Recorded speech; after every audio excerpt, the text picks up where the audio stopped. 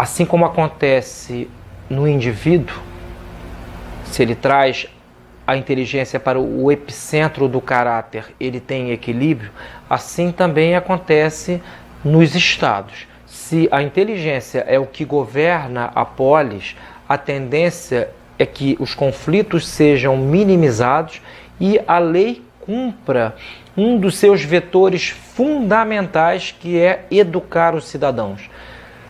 Tanto Aristóteles quanto Santo Tomás de Aquino nos dizem com todas as letras que uma das funções precípuas da lei é melhorar os homens. Então, a epiqueia, repitamos, é este discernimento sensato das excepcionalidades, capaz de fazer com que um juiz, por exemplo, saiba aplicar uma sentença justa, mesmo à margem da letra fria da lei. Por exemplo, Santo Tomás chega a dizer, uma das questões sobre a justiça, que é imprudente, por exemplo, um juiz restituir a um louco furioso, num momento de ira, uma arma que seja dele. Embora a justiça, em sentido geral, seja dar a cada um o que lhe é devido, o juiz poderá, em situações excepcionais, sentenciar que não convém naquele momento aplicar a letra fria da lei. Então, as catástrofes políticas, elas tendem a se multiplicar na medida em que as leis vão sendo vistas de maneira mais ou menos engessada. Ou seja, as sociedades perdem dinamismo e as instituições cristalizam-se de maneira absolutamente funesta. E o cidadão perde esta noção de que a própria constituição dos estados, ela está para muito além de um parágrafo, de uma linha. O constitucionalista, ele surfa nas alíneas, nos parágrafos, nos tópicos da lei, e muitas vezes desconhece que estes tópicos, estas alíneas, estes parágrafos obedecem a algo que é anterior. É a completa ausência nas faculdades de direito contemporâneas desta visão realista do direito. O que nós temos hoje são diferentes tipos de formalismo que colidem entre si. E, portanto, não estranhemos que um advogado, no exercício da sua profissão, muitas vezes seja uma espécie de máquina de algoritmos. Ele só repete a lei.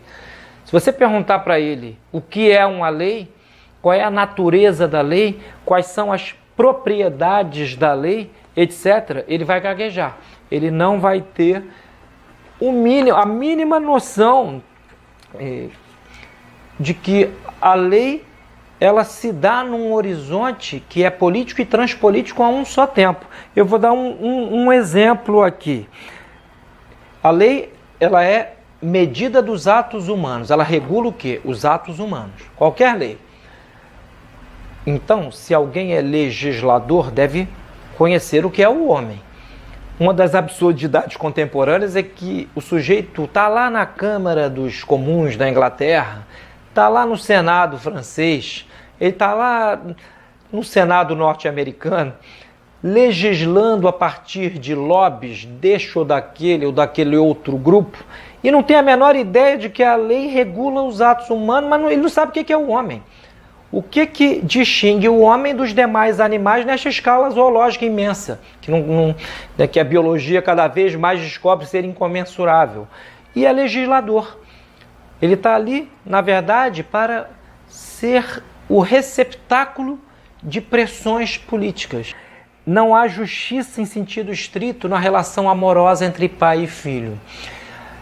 A justiça se distingue do amor porque nela o ato justo independe do amor. O dever de justiça que nós temos para com o outro independe de nós o amarmos ou não. Numa situação em que a sociedade é cheia de indivíduos, é materialmente impossível um sujeito amar a todos se nem os conhece. Ele pode amar abstratamente o conjunto da sociedade, pode amar o seu país, etc., mas ele não ama pessoalmente cada um individualmente considerado, porque ele sequer conhece a todos. Então, a justiça, ela de alguma maneira se distingue do amor porque ela deve ser aplicada independentemente do amor. Numa política razoável, isto deve ser considerado. É óbvio que a polis ideal, a polis da felicidade perfeita, que é aquela que a teologia católica chama de lumen gloria, a luz da glória, ela pressupõe o amor entre todos. Mas nós não estamos nesta polis ainda. Estamos neste mundo em que morremos, em que perdemos bens, etc. E, portanto, a felicidade aqui não vai ser perfeita. A justiça, ela não estará vinculada necessariamente ao amor, ao passo que naquela realidade a que nos referimos aqui agora, o amor é a súmula vinculante de todos os cidadãos.